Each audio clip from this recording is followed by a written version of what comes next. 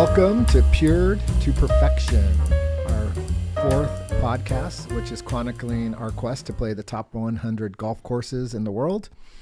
And in this podcast, we're going to be talking about Prairie Dunes. And if you recall from our prior podcast, Sandhills, and this is really our Midwest tour to play the top 100 courses in the world. And one of the cool things about this quest we're on is you go to places that you never would have gone to. I can honestly say I probably would not have gone to Nebraska, Kansas, Wyoming, and some of the other states that we're going to be covering in this this Midwest tour we did. But today is Prairie Dunes. So we finished 4 just glorious rounds at Sandhills. And, we started on our quest to Prairie Dunes.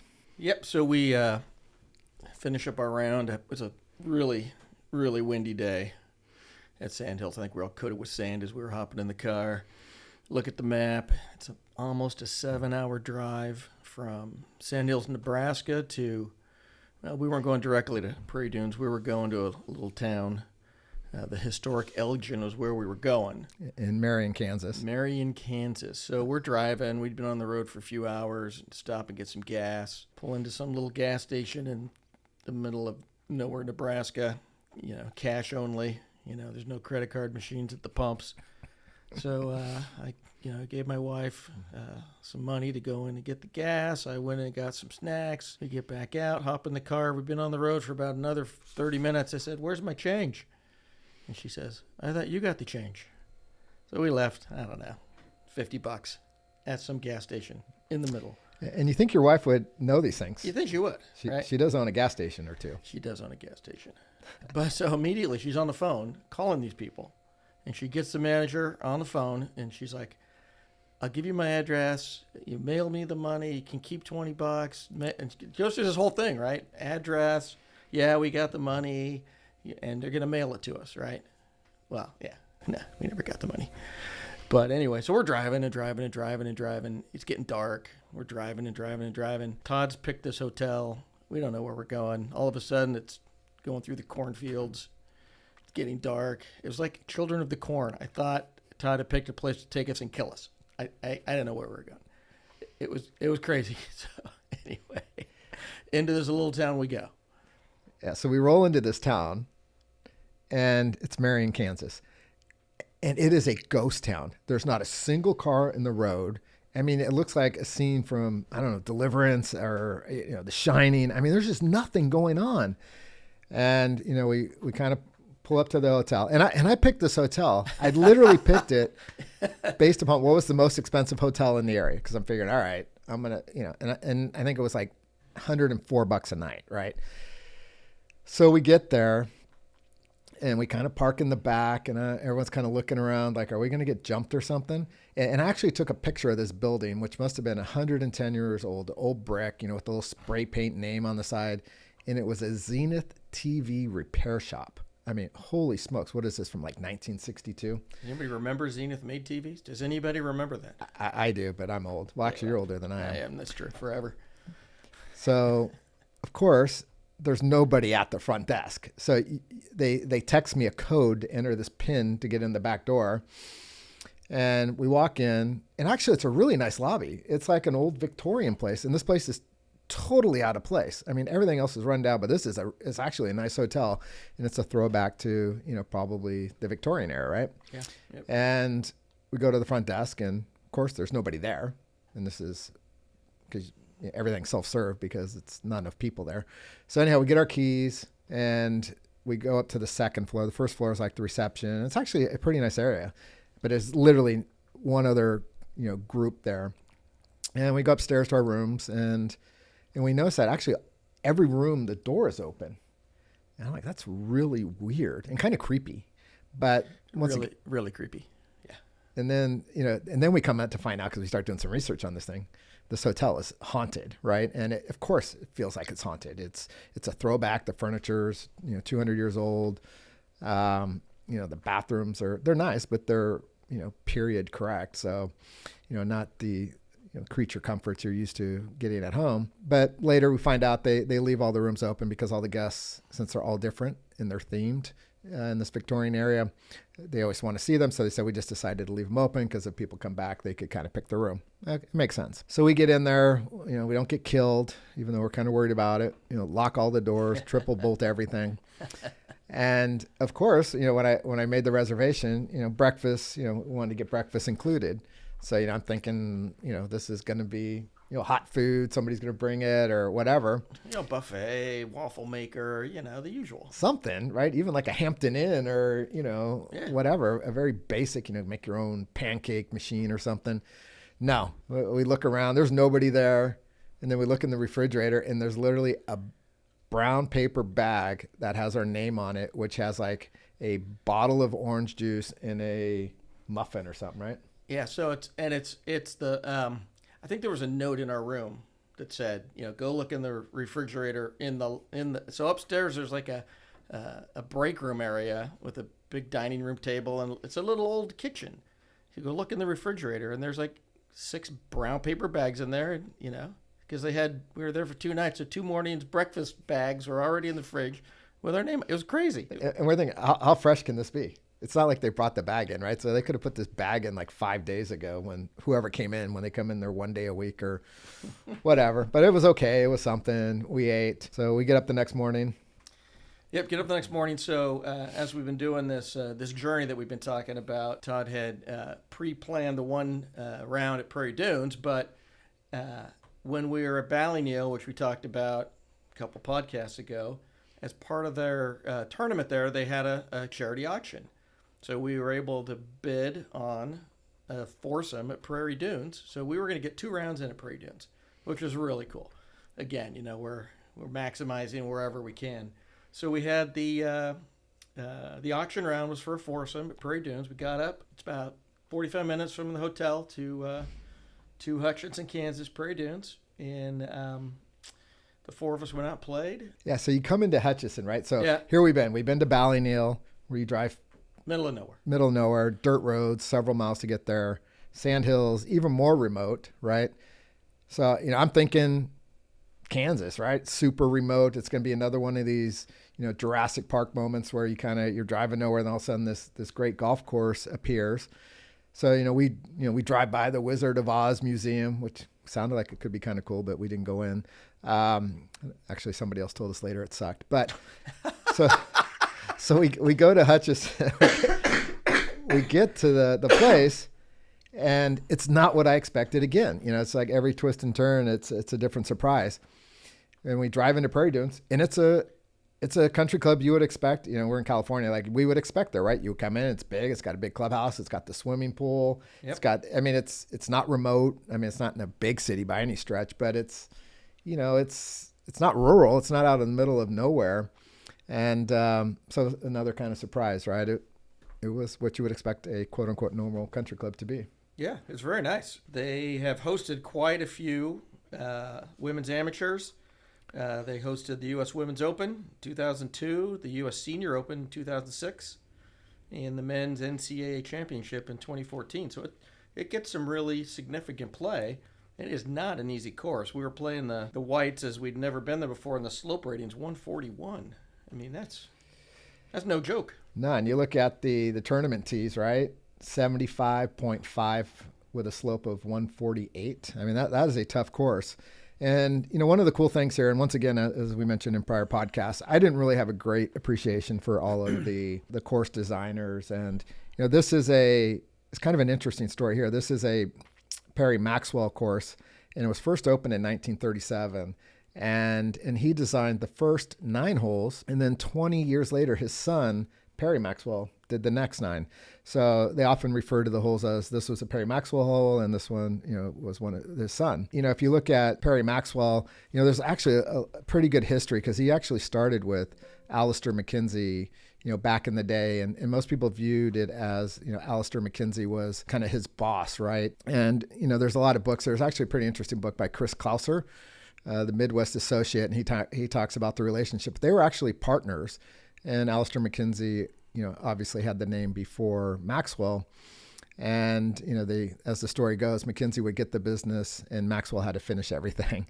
But, after, Alister McKenzie died, in, I think it was 1934. Then Maxwell kind of went on his own. But, his designs, especially at, Prairie Dunes, was a lot of the greens are elevated. I would say, I remember at least 6 or 7 holes. And hole number 8 is the one at Prairie Dunes that gets, all the praise. And people will say it's one of the best par 4s in the world. And we'll come back to that in a second because I kind of have a funny story there. But, if you look at, some of the courses, Perry Maxwell, he had his hands in some very significant courses that have, standed the test of time. Colonial, Crystal Downs, Southern Hills, Old Town. And he was also involved with, specific hole redesigns at Augusta, Pine Valley. So, some very iconic golf courses. So we drive in. Everybody there was super nice again. We're guests. We walk into the pro shop. Everybody's very kind. They let us go down into the clubhouse, have lunch, or grab breakfast. It was early. After the bag lunch breakfast thing from the refrigerator didn't quite satisfy us. Anyway, so they let us go. But their only comment was, just keep up. This was a really, really tough course. I remember the second hole, par 3, up this hill, green totally surrounded with sand traps. It's a tough course, but it is a beautiful course. We did manage to keep up after a couple of kind of stressful holes at the beginning. But then, we like to try and explore and find different things to do in these places that we're at. So we went to the Presidential Library, Dwight D. Eisenhower's Presidential Library, which is out here in the middle of Kansas. It was like down a 2-lane dirt road almost. Again, these little towns. If you've never been to a presidential library, this being the only one I've been to, it is really cool to see the history of our country from the viewpoint of that period of time and that president. I learned a lot of things about Ike I did not know. It was really, really, really cool. Well, they also had the house he grew up in as a kid. Yeah, that's right. Right. And it's kind of a snapshot in time with, very, basic furniture, very basic, not really even appliances. Everything was pretty much done manually. And, a room that had, 3 or 4 kids in it. It was really interesting to see and just get a kind of an understanding of the environment in which he grew up. And he literally grew up on the wrong side of the tracks. I remember them telling that story. He was like, he didn't get to play with the rich kids. He grew up on the wrong side of the tracks. It's really interesting, the stuff you learn. So, and once again, a place we would have never gone on our own volition, right? Yeah. Well, then we wandered back into town. It was getting close to dinner. We figured, let's go back into town and find somewhere to eat there by our historic Elgin Hotel. Go ahead, Mr. Ford. So we drive in. I think it was a Sunday. Anyhow, it's a ghost town. There is nothing, and we're looking for something to eat. And we're driving up and down, and, kind of looking around our shoulders again just because it was kind of creepy. And we found a pizza restaurant that was open. So we're like, hallelujah, somewhere to eat. And we walk into this place, very nice lady, and we're talking to her and explaining kind of our journey here and all that. And I'm asking her, I'm like, how come nothing's open? And you're the only place that's open. And her answer was pretty funny. She goes, I won't use the specific language because it's not suit for prime time here, but a lot of expletives about people being lazy. Yes. And that she's the only person in the whole dang town that works.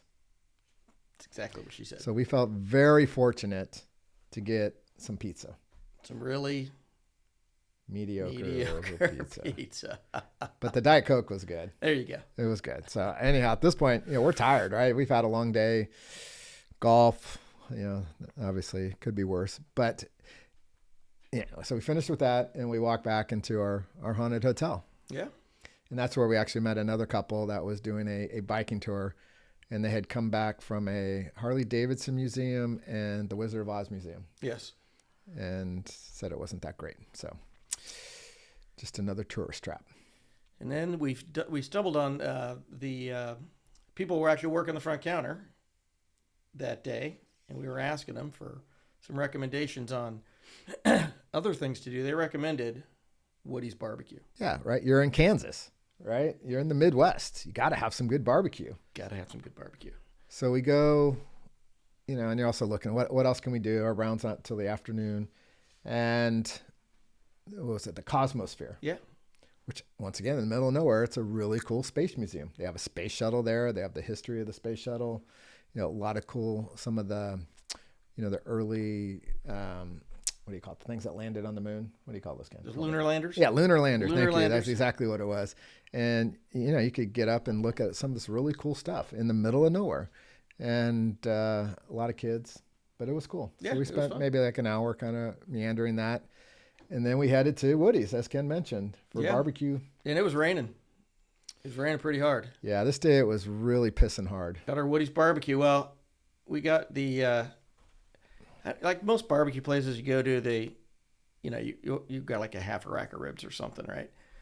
I can't remember exactly how they had the menu set up, but it was, a half a pound or a third of a pound of ribs. I got enough food to feed me for 3 days. Is what ended up happening. And Grace, unfortunately, had to go next door to, I think there was a Taco Bell, and get a bean burrito because Woody's Barbecue isn't really vegetarian friendly. Yeah, Ken's wife is vegetarian, and my wife doesn't eat meat. So it wasn't necessarily their favorite. So day 2 at Prairie Dunes, and also we've talked about this before too, but it's worth mentioning again, is it's hard to play these courses just once, right? Yeah. There's so much more you can learn about the course, the architecture, how to play it, where to miss. And, most of the time it's just very difficult to plan it, right? And be able to get on these courses, especially the private ones. So on our second day, we were hosted by Gene from Texas. Yeah. And a very gracious host, gave us some very cool Yeti Prairie Dunes mugs with the logo on it. And, it's an interesting logo. I can't remember exactly what it represents, but it's like these thorny things. And I remember Ken having them in his socks quite a bit. I did. I was, again, finding the fairway. Yucca plants, Prairie Dunes plants. I like to hit out of plants. Yeah. So the first 3 holes is pouring rain. Yeah. Got the rain gear on. We're like, oh my God, this is going to be a tough round. And then, the skies cleared up. And we had pretty much a clear round for the rest of the time. And, so Gene's been a member, I think at the time, 7 or 8 years. And hole 8, once again, is the iconic hole. And we're coming up to it. And I didn't have the heart to tell him that I had parred at the prior day. Well, he was telling you the story. He was like, this is the iconic hole. It's the number 1 handicap hole. I've been a member here for 7 years, and I've never parred this hole ever. So it's a really hard hole. Just be prepared. Yeah, it's a long hole. It's kind of like a dogleg right, once again, to an elevated green, kind of a Perry Maxwell signature design. And I stripe my driver, if I don't say so myself. I crushed it. And I remember this. I had an 8-iron in. And there's, it's bunkered. And I actually didn't hit the green. I was like right on the fringe of the green. And, I got it, quote unquote, up and down for a par. And I just couldn't help it. I mean, this guy's our host, a super nice guy, gives us mugs. And it's just very gracious, right? But I had to tell him. I'm like, hey, I wasn't going to say anything, but I played this course twice now, and I parred it both times. And I think I might have seen one of his fingers, but I don't remember. Was it, which one? I don't know. I don't know. Use your imagination. Yeah. My best round there was a 78, which I was pretty happy with. I parred, the hardest hole. And on the backside, number 11, also very hard hole, I parred that one. And, I did get my ass handed to me a few times. Number 9, long hole, missed the green. If you miss the fairways and the greens, it's a tough par. So it's definitely a shot maker's course. And I don't know, anything else to say about the golf course? My best score of the 2 rounds was, what was yours? 78. 78? Yeah, it was a 97. We're in a lot of pars on that scorecard as I'm looking. There are a lot of bogeys. That's bogey golf. I'm okay with that. It's a tough course. You can see why they've held a lot of, like you mentioned, women's amateur, senior opens, a lot of quality tournaments there, because it's a tough course. And, if you're not a good golfer, you are going to pay the price. Pay the piper. But I found a Prairie Dunes ball while I was playing it, so we didn't have to buy one. No. And we keep balls from every course that we go to. And unfortunately, my Prairie Dunes golf ball is yellow, so it doesn't match any other golf ball in my rack. So I'm going to have to get invited back to Prairie Dunes so I can get another golf ball. I have some white spray paint. We could do that. Could do that too. We know some artists in the family. Okay, so now what we always do, and now it's getting a little bit more interesting, albeit granted not super interesting, but where we rank our courses after we play them. Yes, we do. Would you like me to go first, Ken, or do you want to go? I'll go. See, this was our fourth course. Let's see. We had, if I remember right, Sandhills number 1, Pebble number 2. Yeah, Prairie Dunes 3, Ballyneal 4. So this has moved up into the top 4 of our 4. Wait, that didn't sound right. You know what I mean. I know what you mean. My ranking is actually the same. And I think if at the end of this, I would perhaps go back and change some of the rankings. I don't think I gave Ballyneal its due when we did it, just because it was something I hadn't seen before and I wasn't used to. But we'll revisit that another time. So that, kind of concluded, our journey at Prairie Dunes. And from there, we're going to start on the last leg of our trip, which was up to Montana to play Rock Creek Cattle.